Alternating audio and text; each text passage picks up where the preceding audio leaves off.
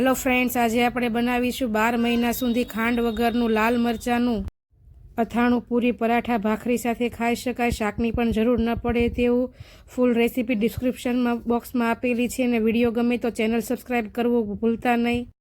લાલ મરચાંનું અથાણું બનાવવા માટે મેં 250 ગ્રામ જેટલા લાલ મરચાં લઈને સારા પાણીએ ધોઈ બરાબર કોરા કરી વચ્ચેથી કટ આપીને માપસરના ટુકડા કરી લઈશું. તેને મિક્સર ગ્રાઇન્ડરમાં આપણે ક્રશ કરવાના છે.